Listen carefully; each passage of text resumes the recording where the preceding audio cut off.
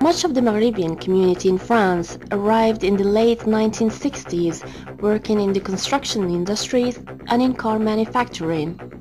They were key to the success of the French economy. Their children grew up educated and immersed in French culture. Identity, ever complex, meant these young people stood between two cultures, raising questions which, in varying degrees, asked how they fitted into contemporary France. On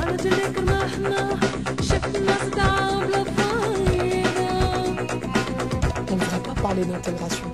Moi, je suis française, je suis née en France. J'ai la culture française, j'ai mon gène, j'ai mon sang qui vient peut-être de là-bas, mais j'ai grandi en France, j'ai l'ouverture d'esprit de la France, mais en même temps, j'ai la connaissance du bled, tu vois ce que je veux dire?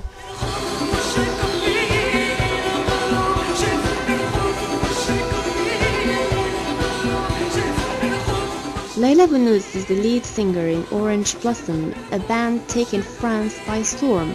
She is French with Maghrebian origin and is caught at the heart of this vortex. I asked her how she saw her identity. Je suis française. Tu sais, moi, on se pose beaucoup de questions. En fait, moi, je suis métisse, franco-algérienne. Donc, je suis franco-algérienne. Les gens, quand ils me voient dans la rue, c'est une arabe. Quand je me fais suivre dans un magasin, c'est parce que c'est une arabe, elle va voler.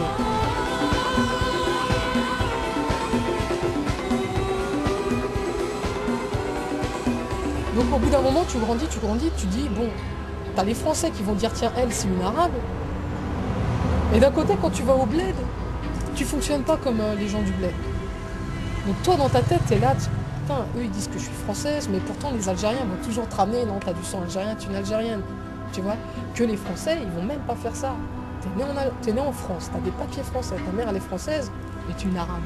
Tandis qu'en Algérie, tu es né en France, ta mère elle est française, mais tu es toujours notre sœur, tu as toujours du sang algérien. Layla's experience of France and Algeria highlights the difficulty of acceptance in both countries. It is now openly being said in French politics that either you assimilate or you're not one of us.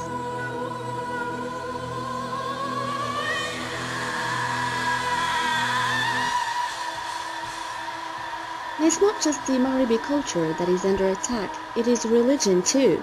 How do Muslims fit into France and what are the dangers?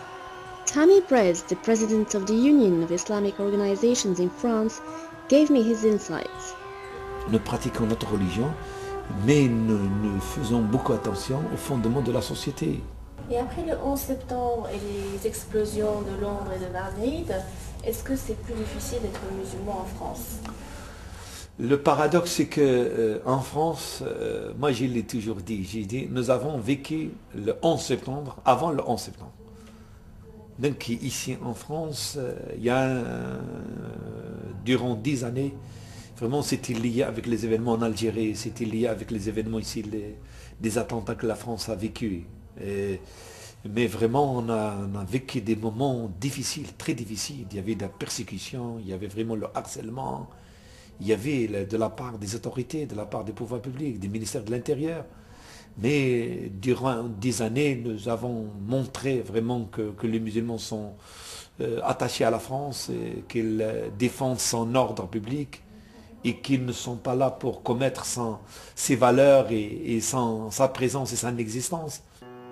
In France, the concept of laïcité, the absence of religious interference in government affairs, and conversely government interference in religious affairs, can be explosive.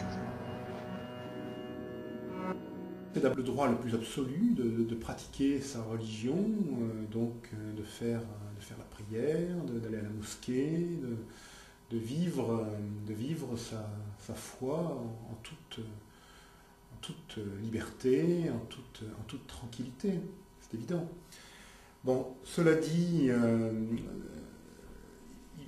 il peut y avoir aussi un certain nombre de dérives. La religion dans la tradition française est une affaire de croyance individuelle. On ne peut pas imposer au nom d'une religion à d'autres personnes un mode de vie ou un mode de comportement, ou une façon de penser. La religion, c'est d'abord une affaire individuelle. Nous pratiquons notre religion, mais nous faisons beaucoup attention aux fondements de la société. Parmi les fondements de la société, c'est la laïcité. La laïcité, vraiment, nous n'avons pas peur de la laïcité. Nous essayons de nous adapter avec la laïcité, parce que la laïcité, comme vous voyez, la laïcité comme valeur, vraiment, il garantit la pratique religieuse.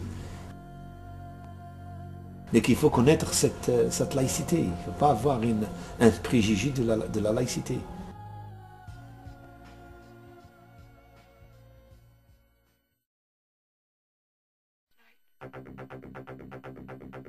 Being Muslim in Europe in the current climate of cultural conflict, where European states seek to curb migration in reaction to increasing xenophobia, is far from easy. France is on the edge.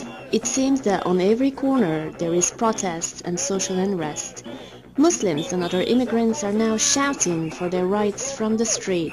This is embodied in actions of groups like the National Coordination of Sans-Papiers, who are crusading for immigrants' rights.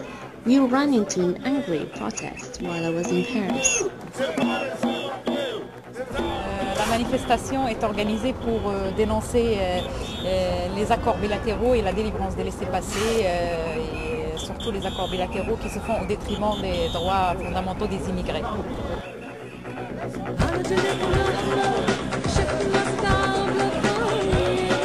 Active in many towns around the country, they campaign for the regularization of the many migrants in France without documentation.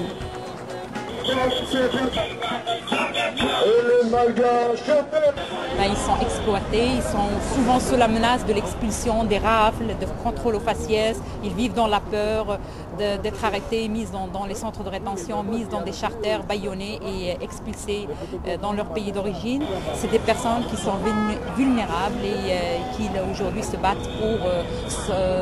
ils sont sortis de l'ombre et de la clandestinité pour dire à la population française qui font partie de ce pays, qui doivent être régularisés.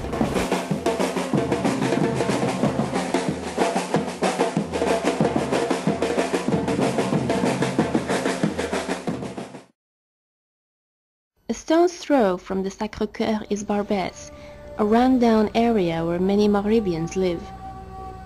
The hub of North Africans in France. You walk in the street here, you find Moroccan, Tunisian, Algerian restaurants.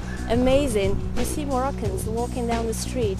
The mosque is just down the street, and this is for today, Friday, so you see them coming down. It's amazing. We feel like we're in Morocco or Tunisia or even Algeria. We're just close to the Saint Bernard Church, an amazing church that receives so many North Africans, clandestine as they call them here, illegal immigrants, and they stayed for months and months. In 1996, the Sans-Papiers went on a 50-day hunger strike at Saint-Bernard's that pricked the consciences of intellectuals and celebrities and inspired action. The plight of the people in the church drew much public support, but the unrelenting government sent in the police to evict the hundreds of people seeking refuge there. Though the hunger strike failed to prevent deportations, it is clear that the engagement in political processes are ineffective